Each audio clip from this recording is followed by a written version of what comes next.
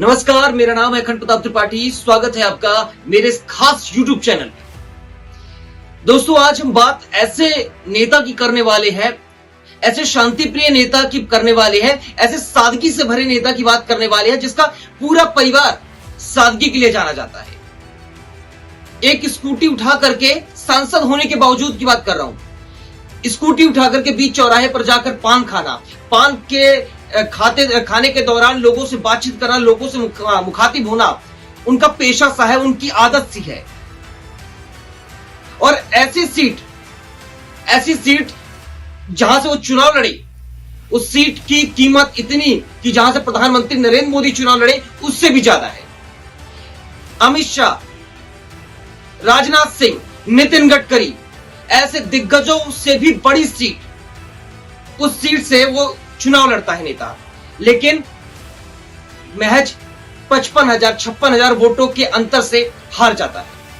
जी हां, मैं बात कर रहा हूं अयोध्या के सांसद लल्लू सिंह की, माफ कीजिएगा, अयोध्या के पूर्व सांसद लल्लू सिंह की।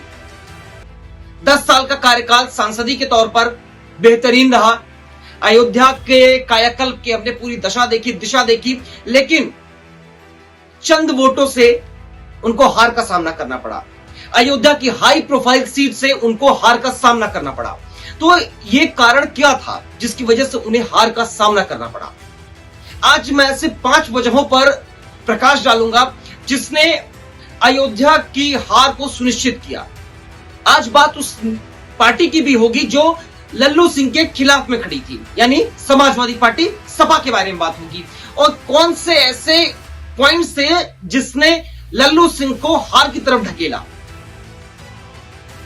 आपको याद होगा जनवरी 2024 जब राम मंदिर की प्राण प्रतिष्ठा हुई, तो ऐसे वक्त पे पूरे देश का जमघट लगा अयोध्या में, और अयोध्या में जो जमघट लगा नेताओं का, उसने यह दर्शा दिया कि अयोध्या की सीट बीजेपी के खाते से कोई नहीं लेके जा सकता, अयोध्या की सीट पर बीजेपी कब्जा करने जा रही है।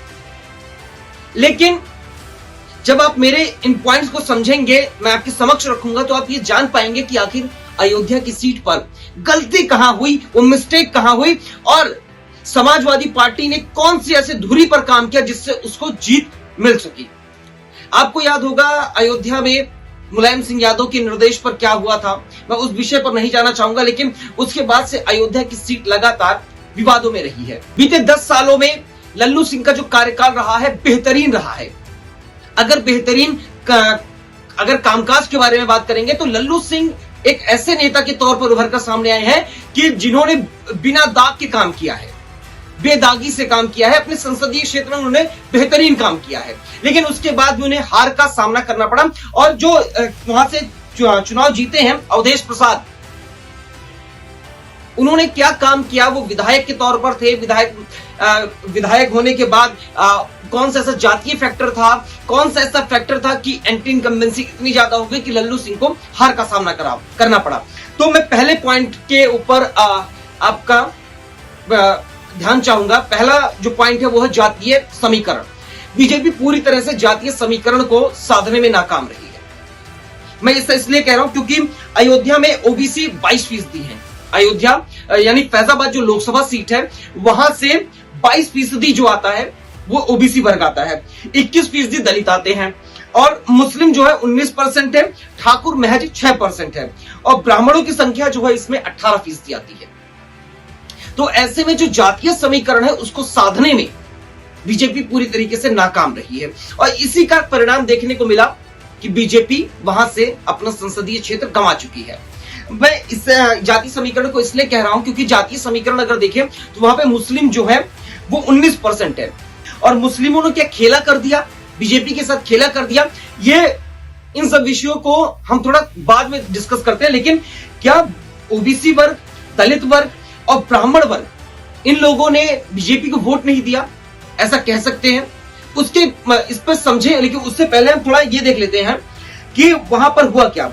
सच्चिदानंद पांडे, ब्राह्मण पंडित, सच्चिदानंद पांडे ने अपने निजी स्वार्थ के चक्कर में इन्होंने बसपा ज्वाइन कर ली। महज 6 या 8 दिन पहले, चुनाव से 6 से 8 दिन या 10 दिन पहले, नॉमिनेशन से 6 या 8 दिन पहले उन्होंने बसपा ज्वाइन कर ली और उन्होंने बसपा के टिकट पर चुनाव लड़ लिया और 46,000 मत उनके पक्ष में आ गए। अगर वो पहले वो बीजेपी में थे, अगर वो ऐसा नहीं करते तो शायद पाला कुछ और होता। चलिए, उसके बाद मित्रसेन यादव को हमेशा सपा वहां से चुनाव लड़ाती हुई नजर आई है, लेकिन मित्रसेन यादव मतलब एक एमवाई समीकरण को लेकर सपा की हमेशा छवि रही है। एमवाई समीकरण मुस्लिम यादव समीकरण को साधने में सपा की हमेशा सही बात रही है, लेकिन सपा जो है जो एमवाई समीकरण को साधती रही है उसके जगह पे मित्रसेन यादव हमेशा चुनाव लड़ते रहे। लेकिन अब सपा ने यहाँ पे खेला कर दिया। सपा ने इस बार अवधेश प्रसाद जो कि पासी समुदाय से आते हैं उनको चुनावी मैदान में उतार दिया। अब चुनावी मैदान में पासी समुदाय के अवधेश प्रसाद को उतारने के बाद जो दलित और ओबीसी वर्ग का वोट था वो सपा के पक्ष में आ गया। और मैं ये नहीं कहता कि पूरा वोट आया होगा, लेकिन आया तो है, इसी वजह से अवधेश प्रसाद वहां पर विजयी घोषित हुए हैं। दूसरा पॉइंट जो सबसे बड़ा आता है वो है बीजेपी की तरफ से गलत बयानबाजी करना।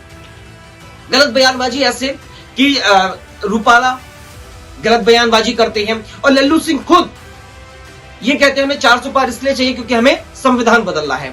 अब संविधान को लेकर ताक पर रखकर संविधान के बयान को लेकर लगातार जो है विपक्ष आक्रामक है। आपको ये बात बहुत अच्छे से पता थी और आपने अपने पैर में कुल्हाड़ी खुद नहीं मारी है, आपने पैर अपना दे दिया और विपक्ष ने उसको कुल्हाड़ी मार दी है। आपकी ये गलत बयानबाजी से बचना चाहिए था आपको, आप नहीं बचे, आप राम राम करते रह गए। लेकिन आपने क्या किया, ये जो गलत बयानबाजी थी 400 पार लेकर के हम संविधान बदलना चाहते हैं, इससे थोड़ा सा मुझे ऐसा लगता है कि गलत मैसेज चला गया। जो ओबीसी थे, एससी एसटी थे, उनके ऊपर थोड़ा सा गलत प्रभाव गया, गलत मैसेज गया, जिसकी वजह से ये हुआ। और मुस्लिम जो 19% है, शायद इसकी वजह से जो इनकी गलत बयानबाजी थी 19% जो मुस्लिम थे इन पर भी थोड़ा प्रभाव पड़ता हुआ दिखा और इसी वजह से शायद बीजेपी को वहां पर हार का सामना करना पड़ा। लेकिन अब तीसरे मुद्दे पर आकर आपकी निगाह गड़ाना चाहता हूं। यह बहुत स्पेसिफिक मुद्दा है, बहुत बेहतरीन मुद्दा है और शायद इसी ने बीजेपी के ताबूत में अंतिम कील ठोकने का काम किया है। मैं ऐसा इसलिए भी कह रहा हूं क्योंकि अयोध्या को मॉडर्न बनाने के लिए अयोध्या का जो बेसिक स्ट्रक्चर था उसको खराब किया गया। आपने दुकानें तोड़ी, आपने मॉडर्नाइजेशन के चक्कर में सड़कों की चौड़ीकरण को लेकर के आपने बहुत सारा काम किया। बेहतरीन काम है, अयोध्या भव्य नजर आती है, इसमें कोई दो राय नहीं है और बेहतरीन अयोध्या है। बेहतरीन मतलब बेहतरीन से बेहतरीन और आने वाले वक्त में और बेहतरीन नजर आएगी। रात हो या दिन हो उसका नजारा बेहतर दिखता है। सब दुनिया में अगर सबसे खूबसूरत जगह अगर आपको देखनी तो मैं कहूंगा आप अयोध्या जाइए, एक बार विजिट करके जरूर आइए। और उसके बाद भी अगर आपको दुनिया में सबसे बेहतरीन जगह अगर घूमना है एक दिन के लिए, मैं कहूंगा दुनिया की सबसे खूबसूरत जगह अगर आपको देखना है तो दीपोत्सव पे जाइएगा। बेहतरीन उत्सव, बेहतरीन उत्सव, दुनिया की सबसे खूबसूरत जगह अयोध्या लगती है। मैं उस पर आऊंगा। लेकिन मॉडर्न बनाने के लिए आपने क्या किया, जमीन को कब्जाना शुरू कर दिया, दुकानें तोड़ना शुरू कर दिया, ऐसे कई मुद्दे थे। और उसके बाद भी जो आपने दुकानें तोड़ी उसके बाद जो व्यापारी वर्ग था उसको आपने नाराज किया। क्यों? क्योंकि सदियों से जो उनकी दुकानें थी आपने उसको तोड़ा तो तोड़ा, उसकी जगह पर हर्जाना भी नहीं दिया, मुआवजा तक नहीं दिया आपने। कई व्यापारी ऐसे हैं जो रिपोर्ट निकलकर सामने आई, उन्होंने सरकार की तरफ से उनको मुआवजा तक नहीं मिला है, ये रिपोर्ट आई है। सबसे बड़ा जो इफेक्ट है वो है एयरपोर्ट। आप इंटरनेशनल एयरपोर्ट लेकर आ रहे हैं, महर्षि वाल्मीकि एयरपोर्ट आप लेकर आए हैं और इतना भव्य एयरपोर्ट आप लेकर आए हैं, लेकिन आपने क्या किया, जमीन कब्जाया। उसके ऊपर भी शायद अभी कई ऐसे लोग हैं जिनको मुआवजा तक नहीं मिला है। तो ऐसे सेंटीमेंट आपके खिलाफ गए और इसकी वजह से ये कांड हुआ। और सबसे जो महत्वपूर्ण था, मैं इस पे मेरा बहुत फोकस है, मैं बहुत फोकस हूं इस पे। और मैं इस बात को लेकर कहना भी चाहूंगा कि एक लाइन है, बड़ी फेमस लाइन है कि माल कमाएगा गुजराती भाई, घंटा बजाएगा यूपी बिहार का भाई। ये लाइन बड़ी फेमस है, बड़ी प्रचलित लाइन है क्योंकि हर जगह के टेंडर जो है वो गुजरात की कंपनियों को दिए जा रही हैं। तो गुजरात का जो मॉडल है वो आप अयोध्या में इंप्लीमेंट करेंगे तो ये साहब तो गड़बड़ होगा ही आपके लिए। और इसका अपोज भी नहीं किया। अब एक वीडियो भी वायरल हुई थी कि एक लड़का अपना सीवी लेकर के जाता है, हर होटल में जाता है, लेकिन उसको कहीं जॉब नहीं मिलती, हर जगह मिलती है तो वेटर की जॉब मिलती है। तो अयोध्या के लोग क्या वेटर की जॉब करने के लिए आए हैं? अयोध्या के लोग वेटर की जॉब करने के लिए नहीं है। अपने जितने टेंडर थे लगभग अयोध्या वासी को ना देकर के आपने गुजरात की कंपनी को दे रखे हैं। इसमें किसका हस्तक्षेप है आप समझदार है, समझ सकते हैं। अब सबसे उसके ऊपर भी जब सबसे बड़ा मुद्दा था, आपने जो टेंट सिटी बनाई, टेंट सिटी में टेंडर किसको दिया गया? गुजरात की कंपनी को दिया गया। क्या यूपी कि ऐसी कोई कंपनी नहीं है जिस पे आप भरोसा जता सके, या सारे जो भरोसे हैं वो गुजरात की कंपनियों पे जसते हैं, या सारे भरोसे के काबिल गुजरात की कंपनियां हैं। तो यूपी बिहार के लोग क्या करने आए हैं वहां पे? केवल वेटरगिरी करने के लिए। आपको लेबर चाहिए अयोध्या का, लेकिन कंपनियों को टेंडर आप दोगे गुजरात की कंपनियों को, तो ये नहीं चलेगा। इसके खिलाफ वादा खिलाफी हुई और इसके खिलाफ लोगों में आक्रोश दिखा और परिणाम आपके सामने कि लल्लू सिंह वहां से हार गए हैं। चौथा जो सबसे महत्वपूर्ण पॉइंट है वो है कि आपने केवल जो अयोध्या क्षेत्र है उसको ध्यान दिया। अयोध्या जो क्षेत्र है आपने उस पर ध्यान दिया, लेकिन आपने जो अयोध्या के अलग जो क्षेत्र है, जैसे मैं बात करूं दरियागंज, दरियाबाद, आपने सोहावल साइड में ऐसी जो सीटें हैं, ऐसी जो जगहें हैं, इन पर आपने ध्यान नहीं दिया। जैसे जहां से अवधेश प्रसाद हैं वो पास ही हैं, वहां जो समुदाय मिल्कीपुर साइड से हैं, उन्होंने वहां पे कहीं ध्यान ही नहीं दिया गया, वहां पर कहीं ध्यान नहीं दिया और इस वजह से काफी ज्यादा एंटी इनकम्बेंसी दिखी। और जब दरियाबाद या इधर मिल्कीपुर साइड की जब सीटें खुली, जब उनका पेपर खुला, बैलेट पेपर वहां का खुला, जब ईवीएम वहां की खुली, तो आपको वहां से करारी शिकस्त होती हुई नजर आई और लगातार आप डाउन फेज में चलते चले गए। एक बार तो आप 70,000 80,000 के मार्जिन पे चले गए थे, लेकिन फिर आप आते आते 56,000 के करीब वोटों से आप हारे हैं। तो ये आपको एंटी इनकम्बेंसी दिखा रही है लोगों में कि लोग ये चीज बिल्कुल पसंद नहीं कर रहे हैं कि आप आए और आप दूसरी कंपनियों को मुआवजा दे दें, दूसरी कंपनियों को हमारे यहाँ का जो हक है वो दूसरों को दे दें।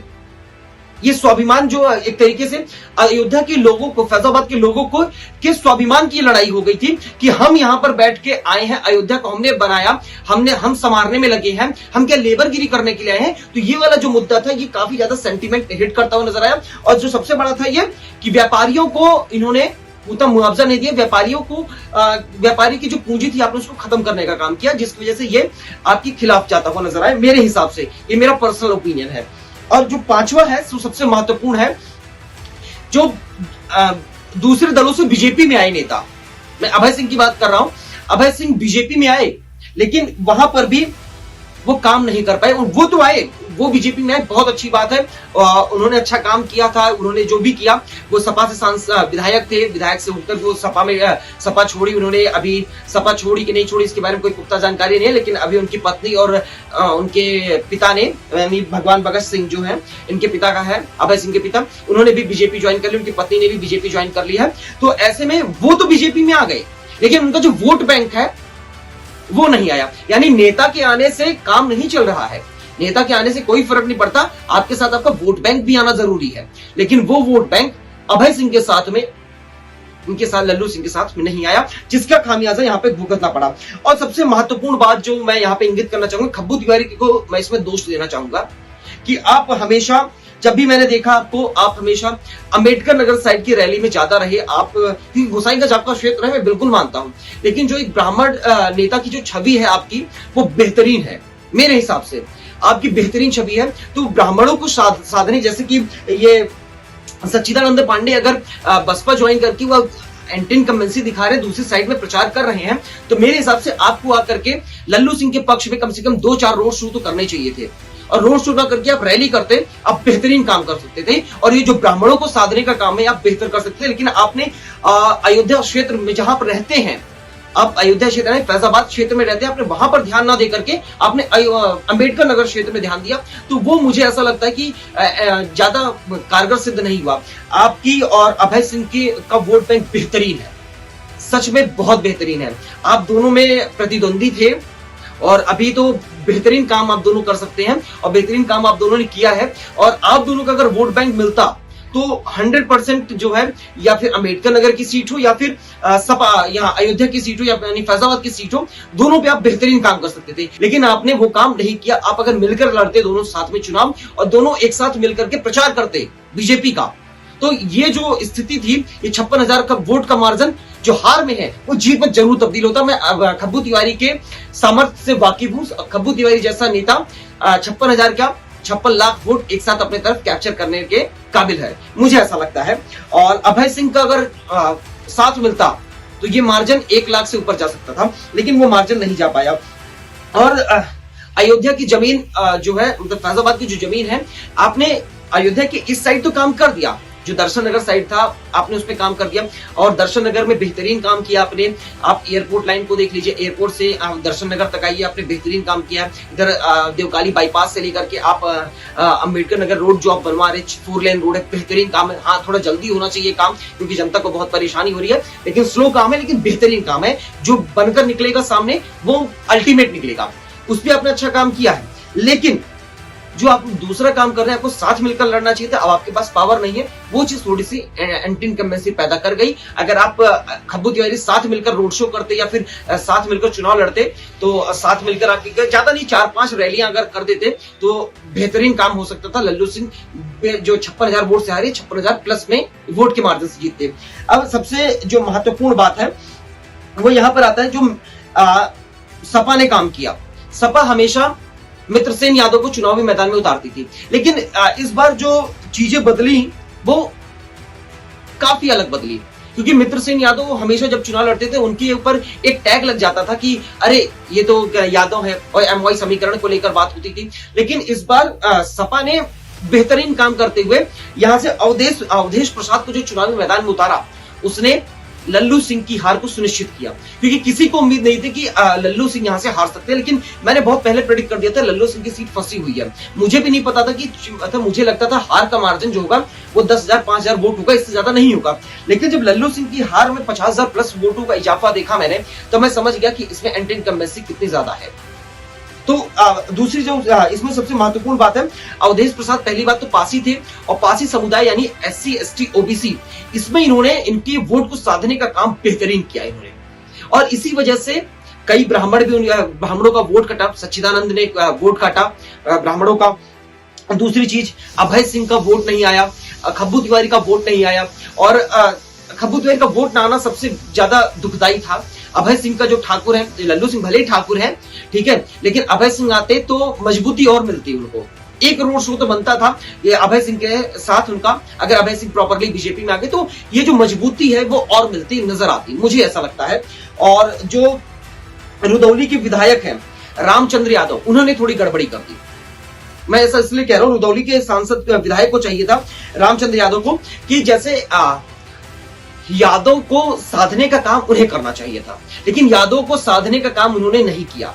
अगर वो यादव को साधने का काम करते तो आज जो रिजल्ट है, जो परिणाम है, वो काफी डिफरेंट होते, और जो रुदौली से बीजेपी के लिए वोट पड़े, उस वोटों में इजाफा हो सकता था। मिल्कीपुर साइड भले ही ना होता, मिल्कीपुर साइड थोड़ा कम होता, लेकिन वो चीजें कंपनसेट की जा सकती थी रुदौली विधायक की तरफ से, अगर वो प्रॉपरली हिस्सा लेते और अगर वो यादव को प्रॉपरली साधते तो। लेकिन वो नहीं साधते नजर आए।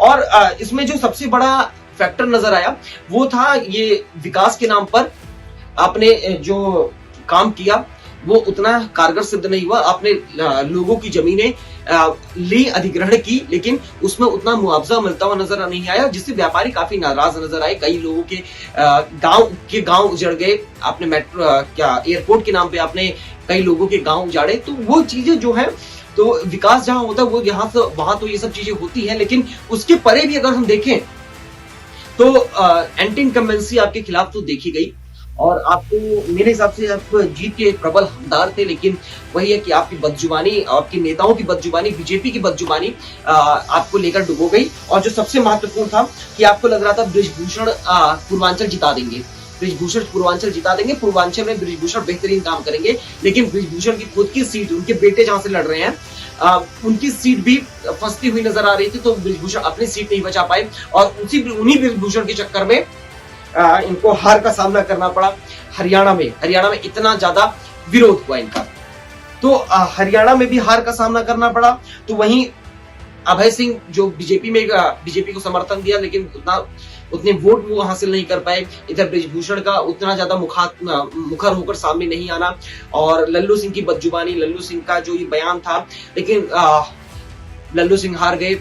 अच्छी बात तो ये है कि लल्लू सिंह बेहतरीन नेता है, हार जीत के मायने उनके लिए कुछ नहीं है। लल्लू सिंह जैसा बेहतरीन नेता मेरे हिसाब से ऐसा होता है कि सदियों में एक बार होता है, क्योंकि इतने ऊंचे पद पर रहने के बाद, इतने ऊंचे विराट पद पर रहने के बाद, मतलब कि आप लगातार विधायक बनते चले आए, लगातार सांसद बनते चले आए, लेकिन उसके बाद भी आपने जमीन नहीं छोड़ी। इतना सादगी पसंद नेता होना, मेरे ख्याल से भारत के इतने आजाद भारत के बाद अगर मैं बात करूं तो आपका नाम जो सुनहरे अक्षरों में लिखा जाना चाहिए सादगी के उसका।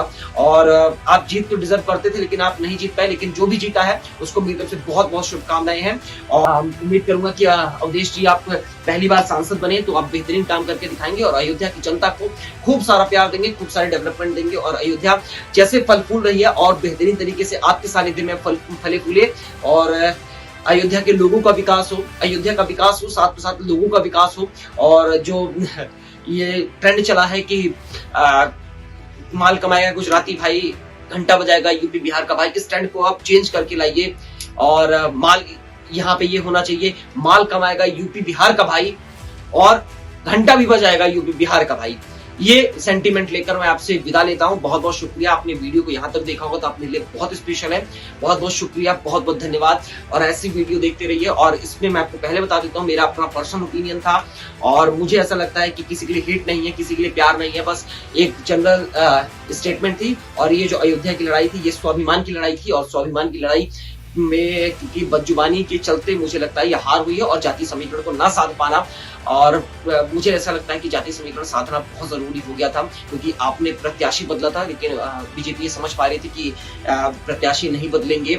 और लेकिन वही सपा ने प्रत्याशी बदल करके ये जीत सुनिश्चित करी है। अगर बीजेपी को ये पता होना चाहिए था, अगर सपा प्रत्याशी बदल लिए तो उसके खिलाफ स्ट्रेटेजी कुछ और होनी चाहिए थी, लेकिन बीजेपी अपनी पुरानी स्ट्रेटेजी में लगी रही और इसकी वजह से बीजेपी को मुझे लगता है हार का सामना करना पड़ा। ये मेरा पर्सनल ओपिनियन है। और तो अगर आपने यहाँ तक ये वीडियो देख ली तो आपके लिए बेहतरीन बेहतरीन बेहतरीन इंसान है, आप बेहद स्पेशल है मेरे लिए। तो आप से यही उम्मीद करूंगा कि आप इस वीडियो को लाइक करेंगे, सब्सक्राइब करेंगे, वीडियो को जितना हो सके शेयर करेंगे और सब्सक्राइब खुद तो करेंगे और अपने आस पड़ोस के जितने भी लोग हैं उनसे सब्सक्राइब करवाएंगे। और सब्सक्राइब करवाने के साथ साथ ये जो बेल आइकॉन है उसको जरूर हिट कीजिएगा, जिससे मैं जो अपनी एनालिसिस वाली वीडियो है आपके समक्ष लेकर आ पाऊं और आपके समक्ष ऐसे ही अपने विचार रख सकूं। और उम्मीद यही रखूंगा कि कुछ गलत ना हो, कुछ गलत स्टेटमेंट मेरे मुंह से ना निकले और कुछ आंकड़े गलत ना हो, जिससे आपको या मुझे कुछ परेशानी का सामना करना पड़े और आपको मैं गलत ज्ञान या गलत जानकारी ना दे सकूं। बहुत बहुत शुक्रिया, बहुत बहुत शुक्रिया। यहाँ तक आपने वीडियो को देखा, मेरे लिए बहुत स्पेशल है। प्लीज सब्सक्राइब कीजिएगा, लाइक कीजिएगा, शेयर कीजिएगा। धन्यवाद।